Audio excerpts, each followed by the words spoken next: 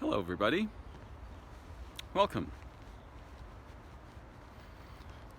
It's getting pretty warm around here, to put it mildly, at least for my neighborhood.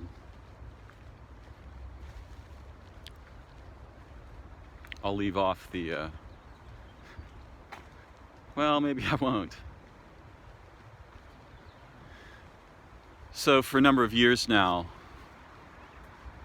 we've seen in the media, if we are in the cohort that pays attention to media, not all cohorts do. We've seen discussions about something being referred to as climate change.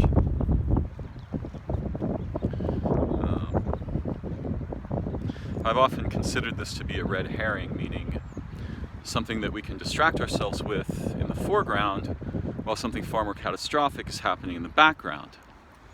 And it turns out that the COVID-19 coronavirus situation provides a smokescreen for all kinds of nefarious, bad behavior, devastating behavior.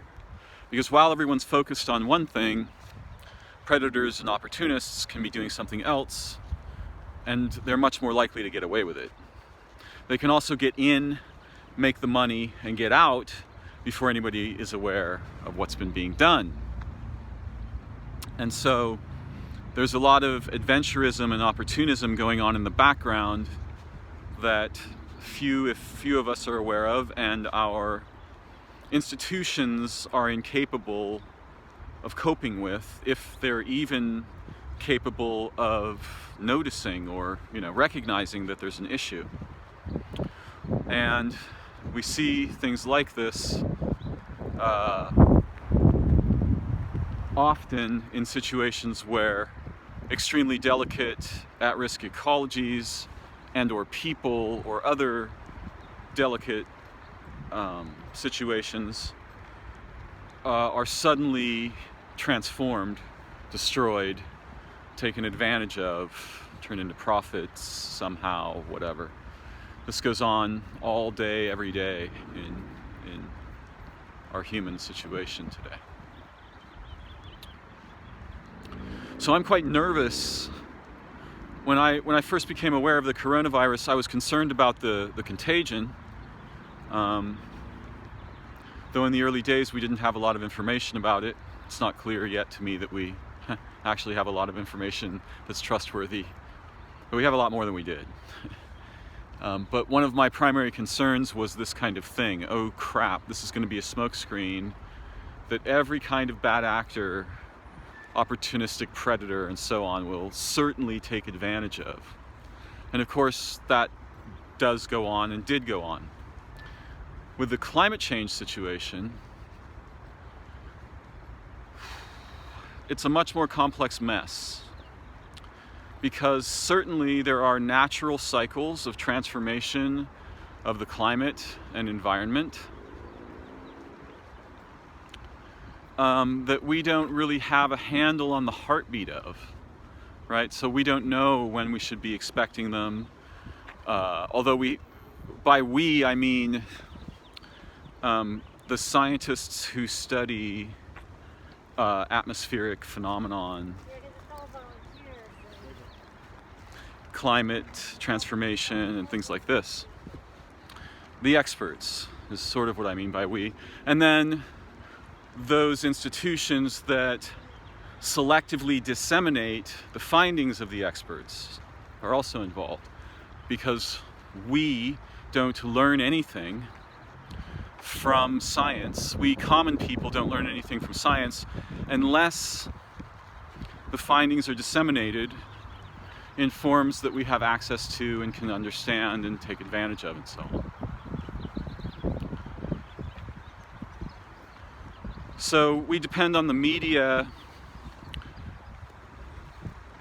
to sort of translate the findings of science into information that's comprehensible to us. And I just want to say that overall that process is catastrophically inept, to put it mildly. We'll see headlines like "Science says blah blah blah" or "Scientists discovered da da da." It's never true. Science, first of all, science can't say anything. Science isn't a person, doesn't have a mouth. Scientists can't say anything because it's actually specific individual researchers who say things, right?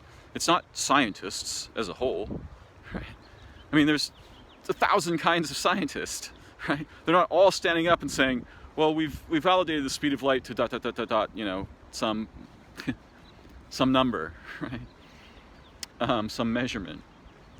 What happens is a select group of physicists does some specific experiments that produce specific results with a specific level of confidence about those results.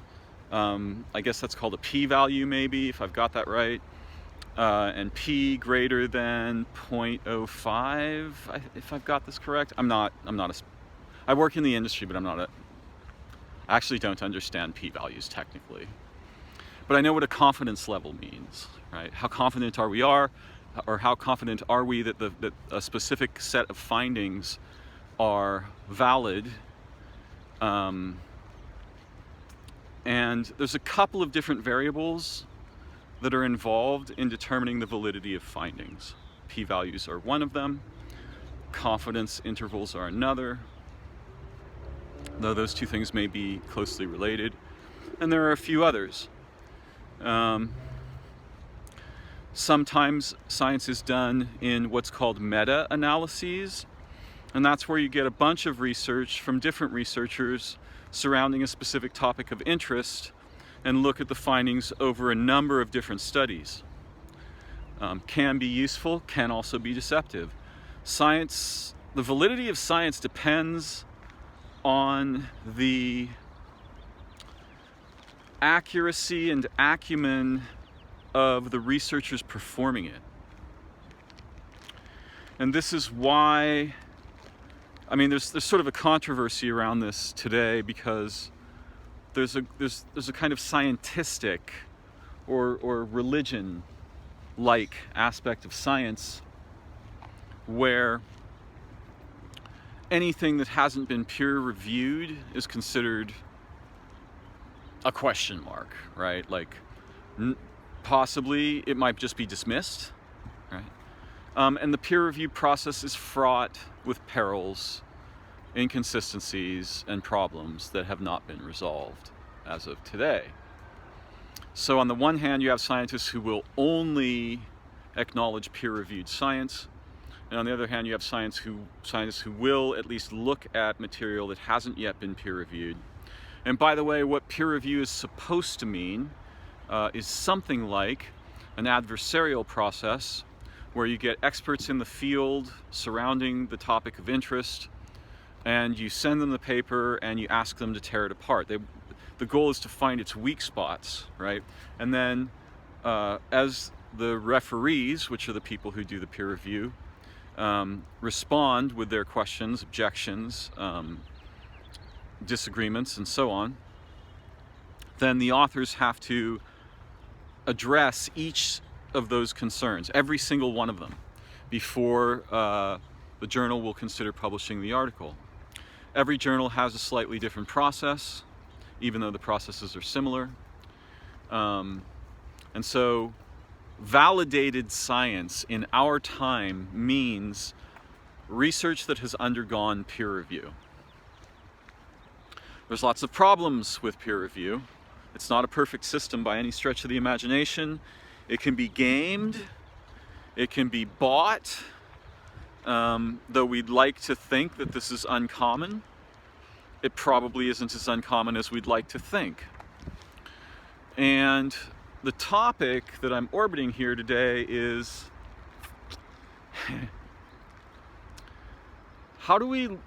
what should we trust about information that we receive? This is the basic topic that I was thinking about earlier. So circling back to climate change, I've long seen climate change as a kind of distraction, a red herring, hiding a vastly more significant and absolutely factual situation. But before I go down that road, I'm going to back up a little further to where I was talking about there are cycles of transformation of the environment and climate over time. This is simply a fact. Our research has revealed a portion of this to us. There are lots of ways we can try to understand what has happened in the past and see if we can read in the data, in tree rings and in core samples of ice or soil or from the seabed. There are various scientific specializations that analyze this data to determine what was going on, climatologically, and over what periods, and was there a pattern, and this kind of thing. And most of that science seems relatively trustworthy, but it's catastrophically incomplete.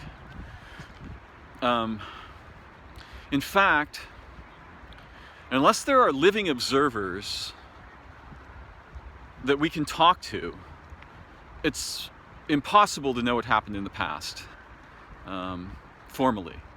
We can form theories and make arguments and this kind of thing. That's entirely reasonable to do, but actual first-hand knowledge, no way to know. So we can't even know that common things that we take as universally true were the same in the distant past for organisms living on Earth. We can't know that. There's no way to know it. It is often presumed, and it's not necessarily unreasonable to make such a presumption, but it is unreasonable to call that presumption fact, truth, justified true belief, or knowledge.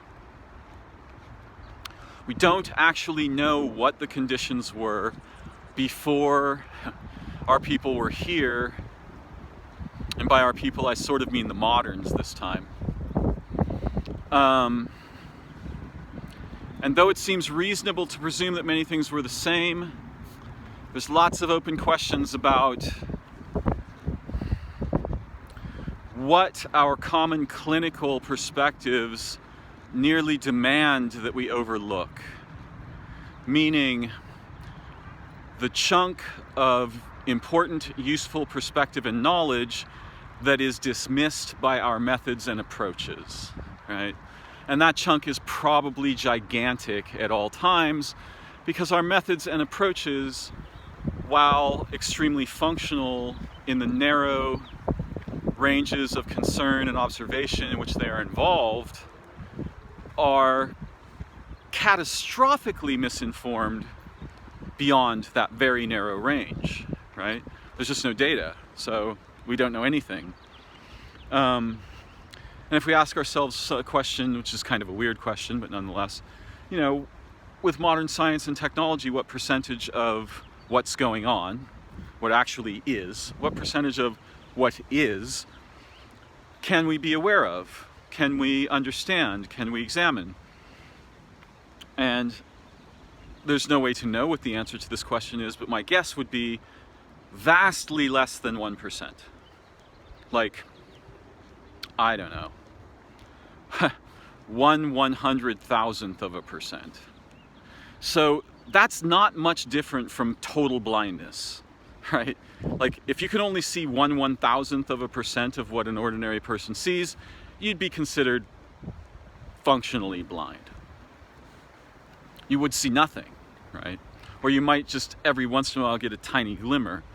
And so some people will say, some people might object to what I just said, and will say, no, we know lots of things about lots of things. I would agree, we know lots of things about lots of things, but compared to what there is to be known, that's nearly nothing, right? So there's a weird problem where our seeming advancement over prior epochs of humanity encourages some people to think of us as highly advanced. That advancement is not untrue, but its scope is so narrow that, and as we've advanced in those specific avenues or slots, we've devolved in others simultaneously. Like, as we became more and more aware of the power of clinical analysis and so on, we became less and less aware in general of the importance of our orientation, right? Or how our purposes affect not only the research that we do and the findings that are made, but how they are interpreted. And without them being interpreted, those findings are meaningless. So the spirit we bring to our interpretations, right? This has a profound effect on the shape of the interpretations, what we derive from them, what we make of them, and how we discern in which ways they may or may not be meaningful, and to what purposes they may or may not be applied. Right? All of these things are crucially important. Most of them are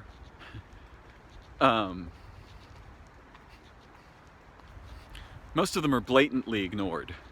Right? A lot of them are blatantly ignored in both research and in findings, and also in the media that reports on research with absurdly ridiculous headlines. I mean, headlines that just make, if you believe the headline, you lose like 10 IQ points right now.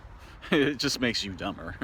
And science headlines, all of the headlines are like this, but the headlines about science are often the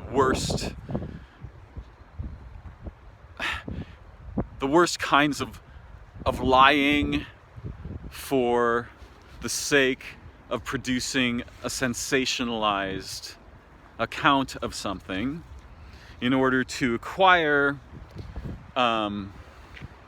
attention, share value, viralization, these kinds of things.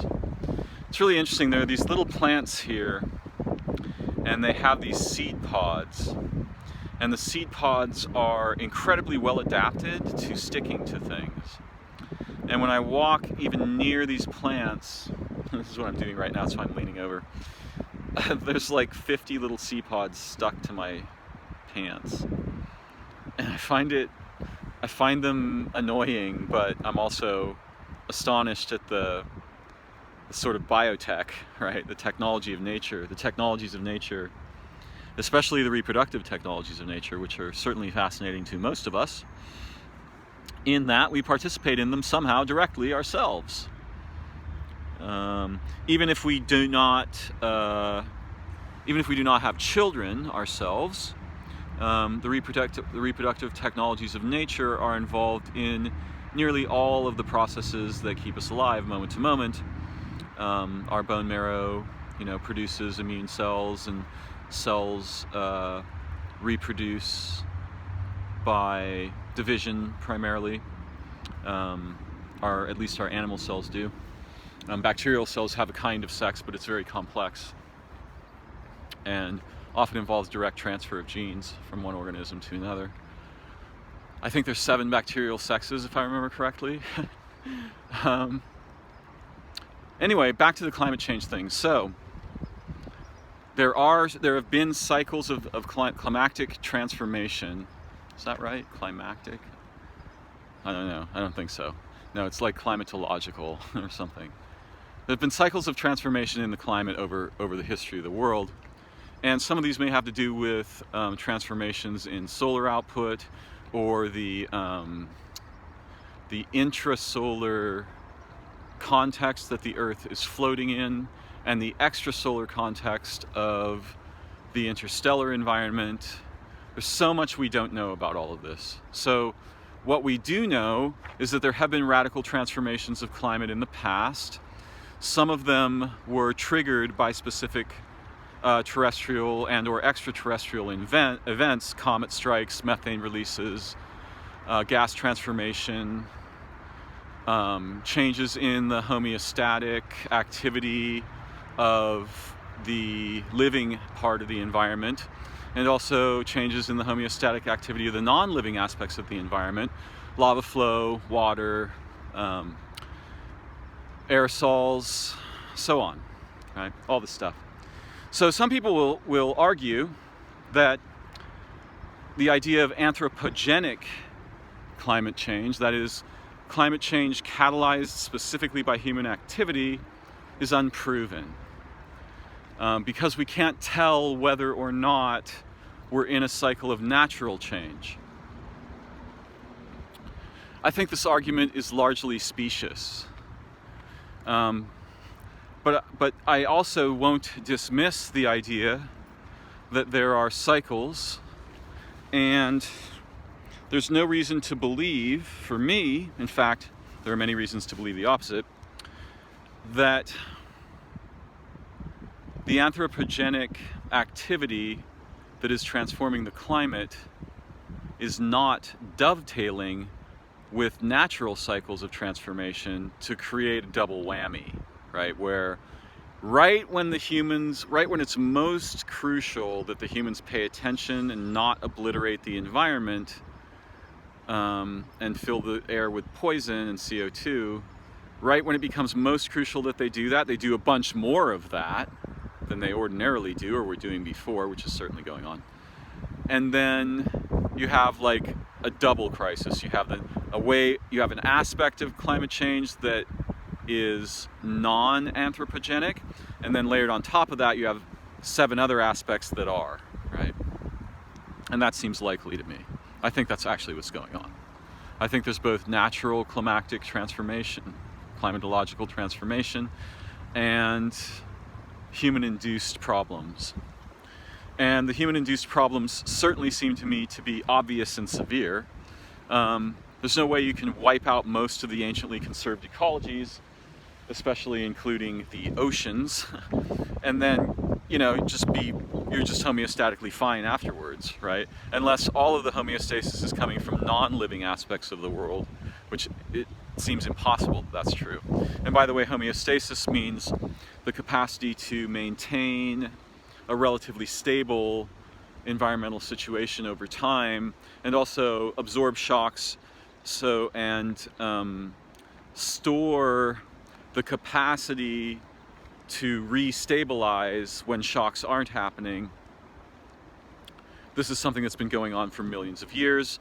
All of the organisms on Earth are involved in it, including us. We happen to be a particularly bad actor, though there have been other sort of bad actors in the past, apparently, depending on how you read the situation. Not too many. So, I think that, I'm going to say briefly, I think that the idea of climate change is a red herring that's hiding something vastly more important for all of life on Earth, and especially for humans, because we are one of the most delicate animals on the planet. We might not be the most, but we're extremely delicate. Our complexity and our reliance on technology to survive in situations that we would otherwise perish makes us profoundly susceptible to disruption. And by that I mean extinction. But also other kinds of disruption. Relational disruption, cognitive disruption, metabolic disruption that doesn't necessarily wipe us out, but will render us miserable or helpless. So we are, our complexity and our absolute dependence on technology, like you'll notice I have no fur, I can grow some fingernails, but I don't have claws. I don't have venom, right? I'm an actually delicate, really complex animal. The other animals tend to be much more robust in terms of their capacity to deal with, say, being outside without a shelter, or living in a dugout shelter or some other kind of shelter. The other organisms can live freely in the world. We mostly require, in most places in the world, we require some kind of shelter to survive, and not just shelter, but heating and cooling.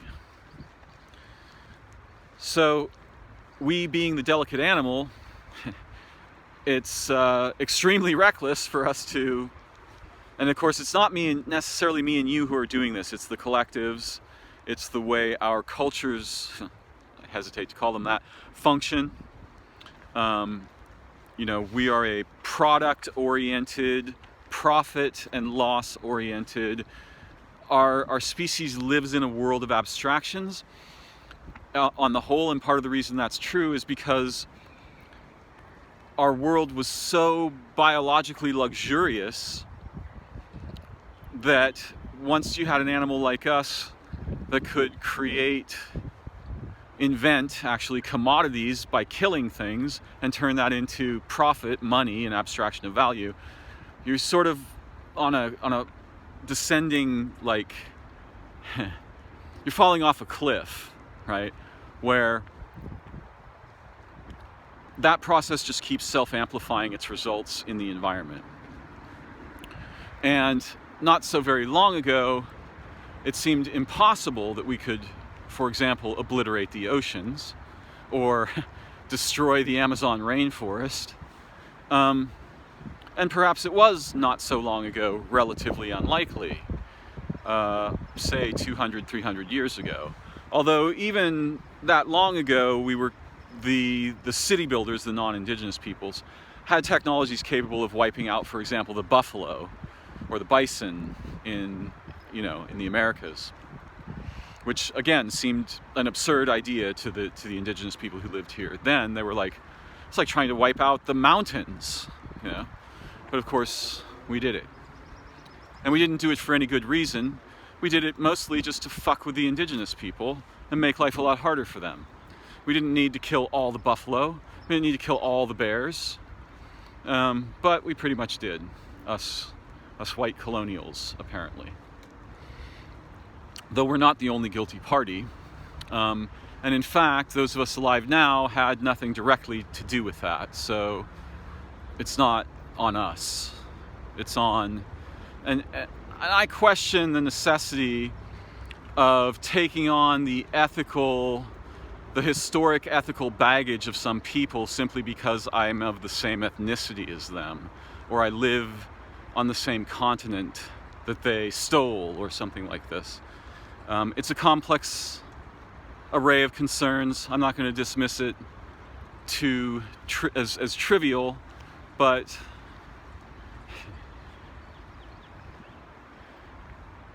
yeah, that's a quagmire I'm gonna dodge at the moment, because if I don't, I won't be able to get to my central theses.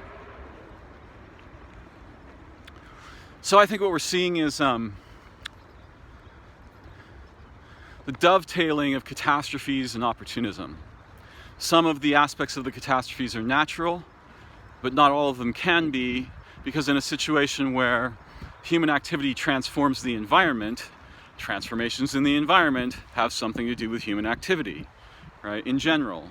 There may be some few transformations that we have little or nothing to do with, but those are by far the exception. Now here's what I wanted to actually get into today a little bit. I want to talk about a branch of knowledge, or a facet of knowledge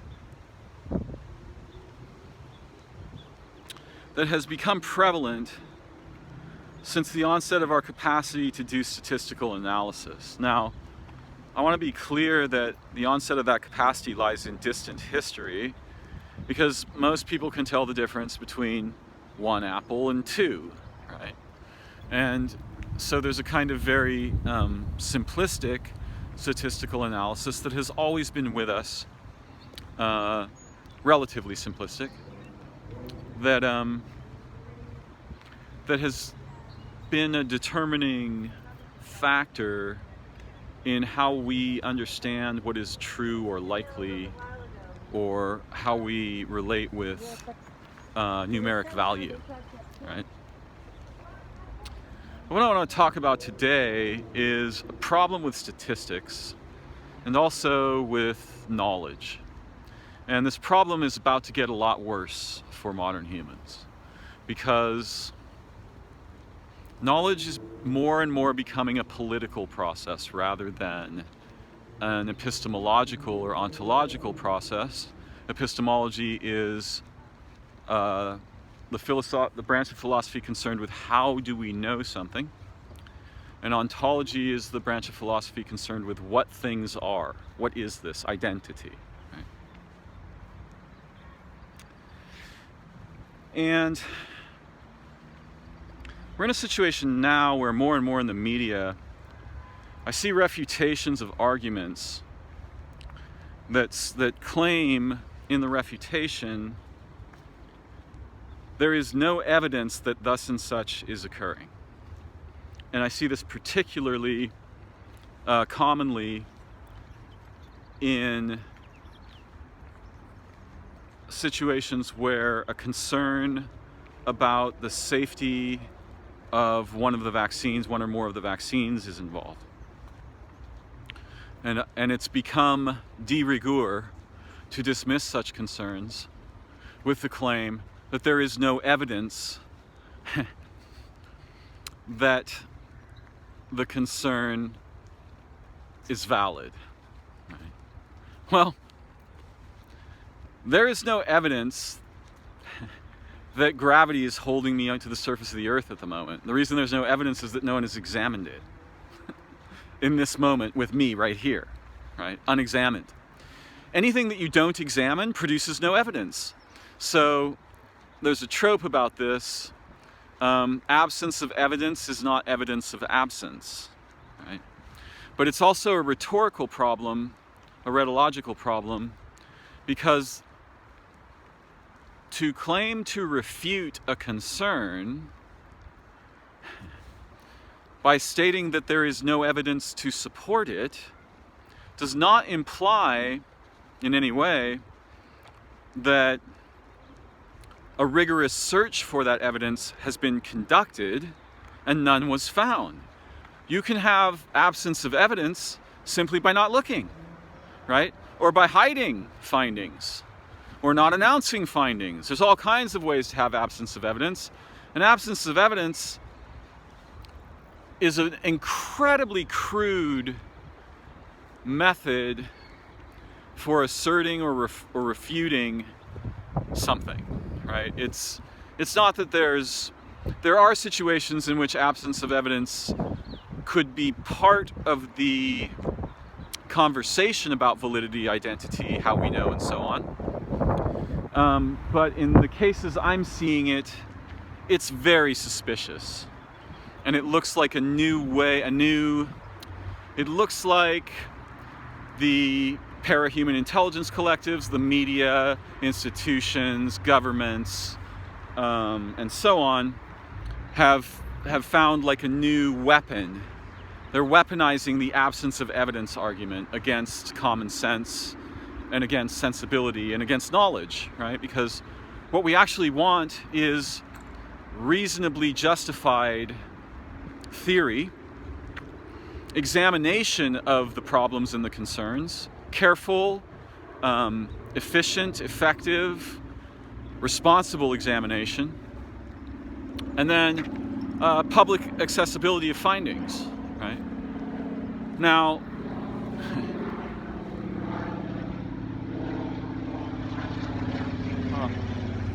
it's a water plane.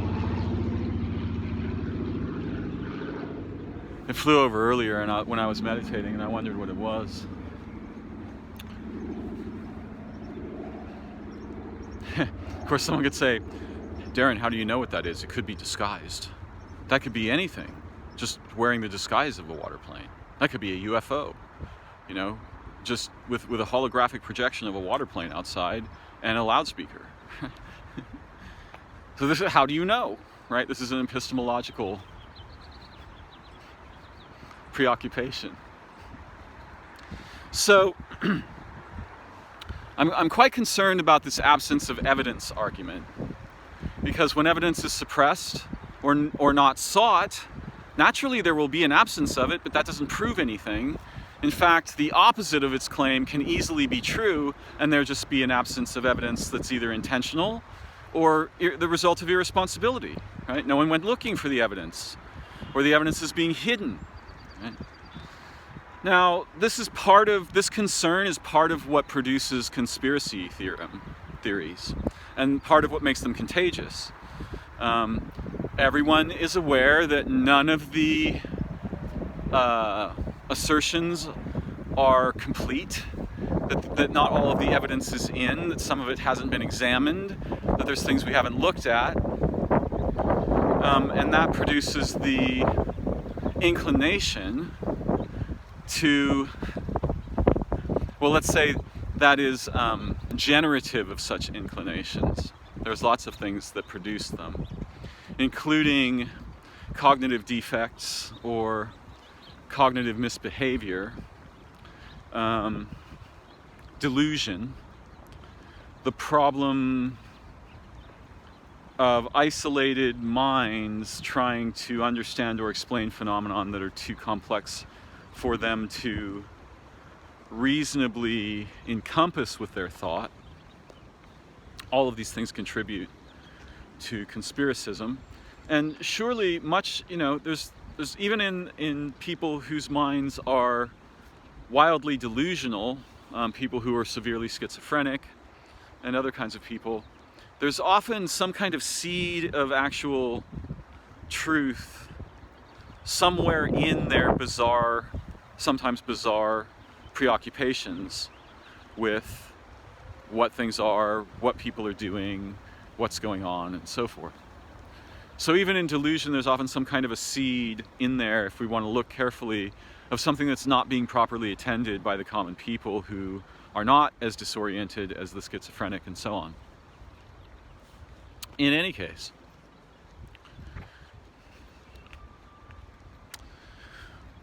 the reason that I talked about absence of evidence is, first of all, that I'm encountering this argument consistently, regularly, all day long, every day, in discussions about the vaccine and people's concerns about it. The concerns need to be taken very fucking seriously. We're using an untried vaccine on hundreds of millions of people, more than one of them. There seems to be little or no safety data on lipid nanoparticles. I am fully vaccinated, by the way. I had the Moderna. And there are concerns about the rate of production of the mimic spike protein and where that goes in the body and what the metabolic and or immunological long-term effects of that are. None of these questions are getting answered, but every time someone raises a concern about them, we're simply told, well, there's no evidence that this is a problem. It's not true, right? There's all kinds of evidence that there are problems. Surely thousands of people have died immediately after being vaccinated, say within a week. Maybe tens of thousands, possibly more.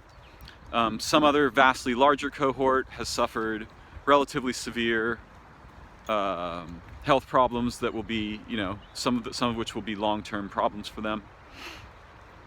The VAERS database, which is one of the most poorly assembled databases I've ever seen, like accessing that data is a hugely difficult mess.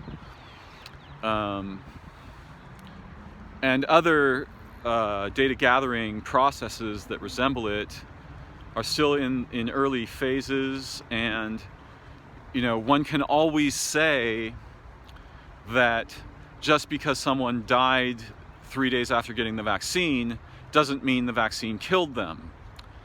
Yeah, sure, things have things are multi-causal, right? But the idea that the vaccines are safe, that's just a lie. This is a straight up, bald-faced lie, right? They're not safe. Unless we decide that safety means some people will be killed, some people will be catastrophically injured, other people will be fine. That's not a reasonable definition of safe for me. And the problem here goes to statistics, right? And how we interpret statistics over cohorts. And this is actually, now I'm getting to the root of my concern here. So, apparently, as long as the percentages of people who die outright or are permanently injured and impaired, crippled and or otherwise metabolically harmed, as long as those percentages are low enough, it's safe, right? Well, what's low enough? Low enough for who, right? Low enough theoretically?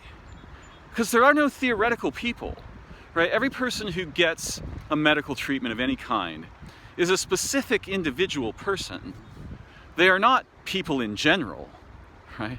So whether something is safe or not is not reasonably derived from statistics, because there are no statistical persons. There's never been a general human being, right? If there were, then we could say it is safe. But since there aren't, we cannot say it is safe. We must not say it is safe unless we put it is safe with an asterisk. Well, for you in particular, we might be just lying, right? Because we don't know how you in particular will respond to this medical treatment. Science and medicine are the result of statistical analyses of clinical studies, research, and data.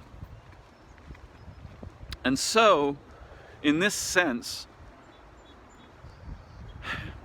they are generalizations over populations and situations. And that means that in specific individuals or situations, the findings may be completely fucking wrong. Will be completely fucking wrong. In other words, we will have no trouble finding an individual or situation in which this finding is wrong, right? Yet, over time, what happens is the theories and the statistics come to be taken as authoritative over cohorts, which is the only thing that can be authoritative over. We have the same problem with individuals in medicine and science that we have in insurance, right? You can't tell exactly how long someone's going to live or when they will die. What you can do is determine the statistical probability of their lifespans. Now that that's out of the way, I want to talk a little bit about another problem with statistics. So the first problem is statistics are generalizations over cohorts, but in reality, you're going to have a really hard time locating a cohort. Like, a cohort is mostly an imagined population, right? So if we do a bunch of tests on mice, which we often do, Brett Weinstein, Eric's brother, discovered that the mice we were evaluating pharmaceuticals on, had inadvertently been bred with extremely long telomeres. And mice with extremely long telomeres can heal injuries that other animals can't.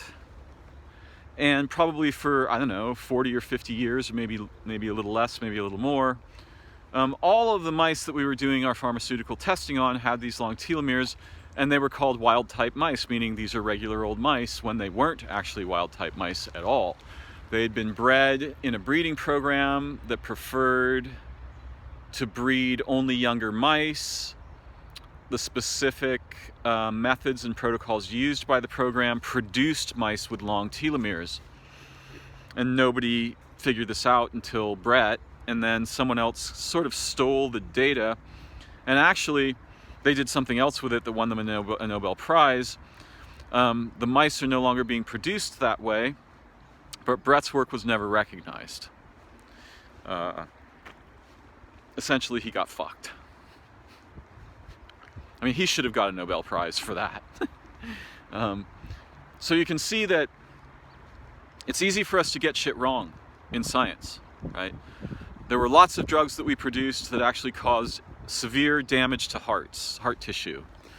Some of the antibiotics we used, we didn't catch that because the mice with long telomeres could easily heal the damage. So when we subjected them to these medications, we saw no obvious indication of harm. In humans, it wrecked their fucking hearts. I think it was erythromycin was one of them, if I remember correctly. Funny how mice is even in the name, erythromycin. That's the kind of thing a schizophrenic would notice. Erythromycin, right? It's even worse.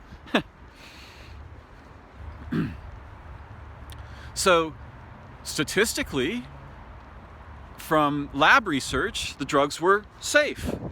In fact, the drugs were catastrophically harmful, right? So the research said they're safe. The actual application of them proved to be harmful. It took us a long time to figure that out because we presumed they were safe based on research that we fucked up by using the wrong mice, or mice that we had accidentally engineered to be extremely robust and capable of healing things that other ordinary wild type animals would never survive. Fun. So this is one problem with statistics. It's about cohorts, but none of us is a cohort, right? Each of us, it's weird. We are at once members of classes, right? So I am a member of the class of organisms we just call Homo sapiens. But my actual body and what happens to my body does not depend on what happens to cohorts. It depends on what happens to me, right? Personally, individually. And so when we make predictions about cohorts and then we apply them to individuals, what we're going to find out is we're going to see the error ratio in our predictions rise dramatically in most cases of application, if we go looking for the data. If we don't go looking for the data because we think the mice testing was, sufficient or whatever, for whatever reason we don't go looking for that data, we're not going to notice the mistake. And in fact, you can make money this way. You can make a lot of money this way. You can make mountains of money this way by hiding data and doing partial statistics, by obfuscating aspects of concern, and certainly with GMOs, pesticides, Roundup, and so on. Lots of this was done, right? Corporations are famous for lying their heads off to make millions of dollars while wiping out generations of human beings or living places. Because they're not human, corporations. They don't have to have a conscience. Their whole goal is to survive and propagate their capacity to turn living beings and places into numbers inside machines. Most of the time that requires killing the living beings and places. Whether you do it slowly or all at once, kind of up to you. Both work, both are effective. Why not do both and find some other things you can do where you give benefit here and catastrophic harm over here. You hide the harm and amplify your discussion of the benefit, right? There's all kinds of ways to lie about this kind of thing. So let's get back for a moment to statistics. Because almost all of our theories and most of our science fundamentally depends on probabilistic arguments and on statistical arguments, right? There's a standard deviation from the theory. There's an error ratio, or there's a measurement of how often errors occur or things we can't account for within the theory or the mechanics of the theory.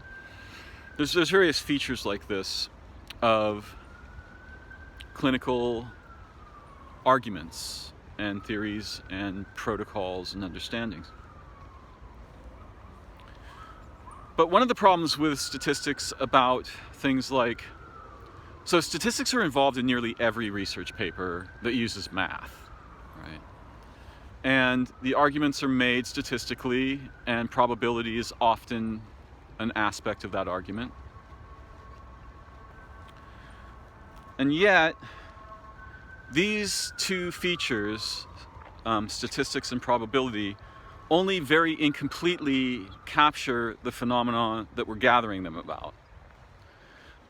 They never capture the entire phenomenon. There's nothing that captures the whole phenomenon, because the whole phenomenon is all of everything and all of time, right? In order to get any kind of data, you have to begin by narrowing the scope of your inquiry so that you can gather meaningful data about specific variables that you can analyze and to some degree control, right? This is part of why some aspects of physics often require very low temperatures to do experiments in, because we need things to stop bobbing around in, the quantum or the atomic world that we're examining or trying to manipulate successfully. So in the beginning of most clinical research, we have to throw most of the universe away and focus on something very specific that we can distinguish from the background very clearly and to some degree control, at least in terms of our capacity to observe transformations in the object or facet that we are concerned with. And that means that first step is ordinarily dismissed, right? We don't acknowledge. It's rare that it is acknowledged that most of everything has been thrown away to allow us to even begin to pursue a line of questioning from which we can derive a theorem which we can then test in some way. So for example, I am absolutely certain that something resembling telepathy exists. It's just blatantly obvious to me. It's not because I want to believe in telepathy, though perhaps I might want that. Rather, it is that, for example, some weeks ago I had a dream in the morning in which one of my credit cards had been compromised. This has never happened before, even one time in my life. I've never had a dream about my credit cards. Don't go around dreaming about my cards. Turned out that on the specific day I had the dream, one of my credit cards was compromised. The number of times in my life that a credit card has had a charge that I did not initiate is 2. I'm incapable of believing that's a coincidence. Well, not incapable. I'm disinclined to believe that that's a coincidence. I've had thousands of experiences where it's very clear to me that minds communicated and that I was aware of the concern of another being distant from me, that I had no reason to be aware of that concern. In any case, in clinical experiments, rather than understanding that telepathy may depend on intimacy and shared mutual concern, right? They just got people together and gave them cards and go like, you hold this card and read it, just look at the card and see if the other person can guess the card, and this kind of shit. That's the wrong context to determine if telepathy exists.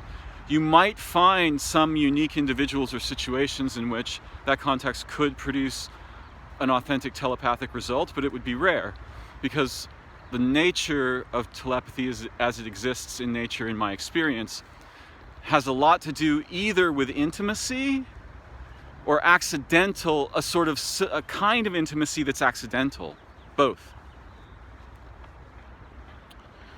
So the experiments that found no evidence of telepathy were malformed.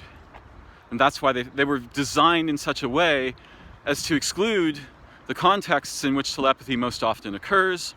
Therefore, their finding of no evidence is inconclusive, right? This is the problem with statistics. If your scope is too narrow, or if you have the wrong orientation, or you're leaving something out that's absolutely crucial because you've excluded most of reality, then your statistics are fucking meaningless. They're just lies, right? You're gonna get the wrong idea, you're gonna have the wrong theory, or the wrong dismissal of some other theory. So you can see the problem there. If we don't include the right kinds of, the most important aspects that relate to the subject that we're exploring in research, then we get results and interpret them, well, we misinterpret the results, right?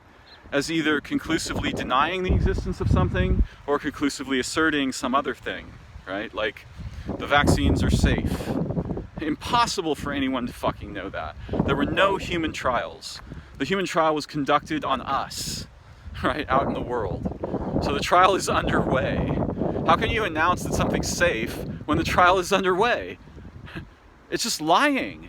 right? And this is the politicization of knowledge and science and medicine. And that is fucking deadly. And it's going to get deadlier as the process proceeds. That's something that we as common human beings need to not only resist, we need to establish the opposite of that, because if that keeps going on, it's going to wreck everything, right? There won't be anything like knowledge anymore. It's just going to be a sort of, it's just going to be propaganda, right? And propaganda about science is lethal to living things. The other problem with statistics is that natural phenomena are so complex that there's no way you can catch up to them with statistics. It'll probably be 10 to 15 years before we know what the effects of inoculating, before we know anything, if we know anything ever, about the effects of inoculating hundreds of millions of people with these vaccines.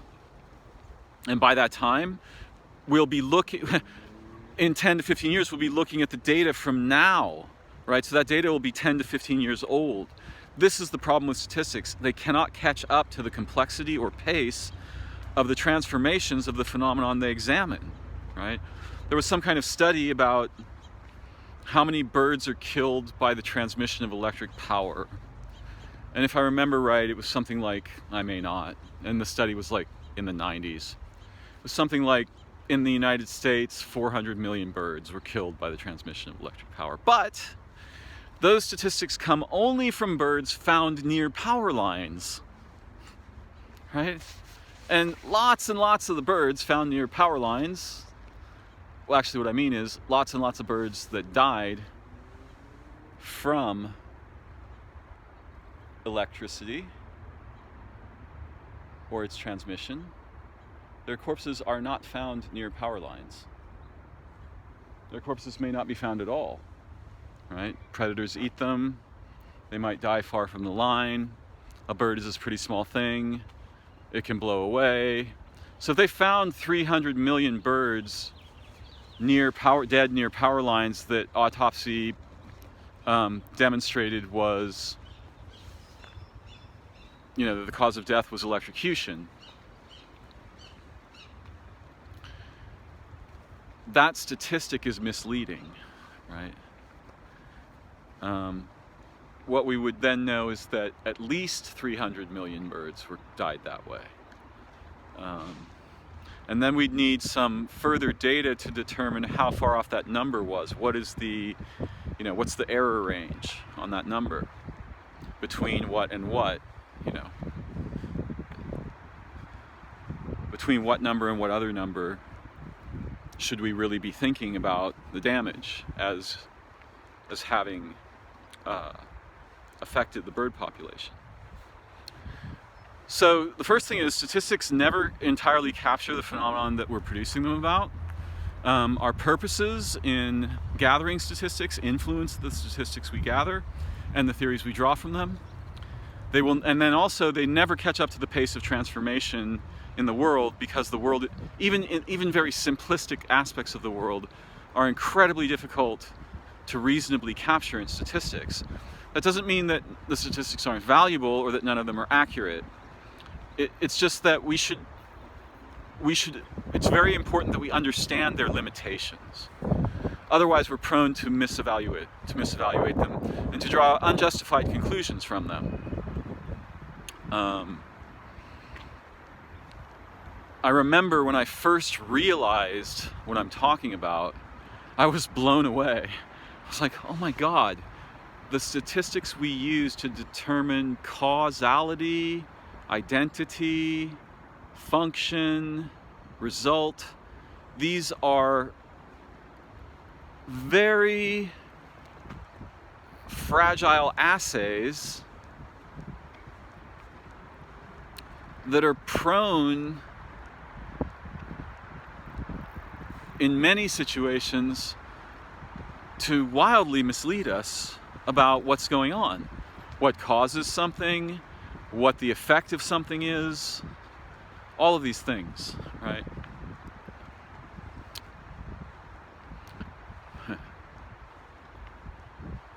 So I want, why am I so concerned about this? Lots of people would ask me. I'm concerned about it because our institutions and the knowledge that they propagate among the common people often has statistical components. These components are made by human beings with specific purposes, and those purposes are to support or refute arguments. Arguments about meaning, arguments about values, arguments about identity, arguments about cause, arguments about effect, right? And if we as common human beings do not understand the limitations of statistics and are unfamiliar with these limitations because we've never had any reason to examine them or to realize their limitations, then we are easily manipulated and placed in a position of essentially servitude to propaganda and or disinformation. And that's a tragedy I'd like to remedy. Not just avoid, I'd like to remedy it. I think we can build systems, information systems, I know we can do it, that are capable and empower us to vet arguments, especially arguments involving statistics and math, so that we can, at a glance, determine the likely validity of some given argument by analyzing its origins, who profits when it's propagated,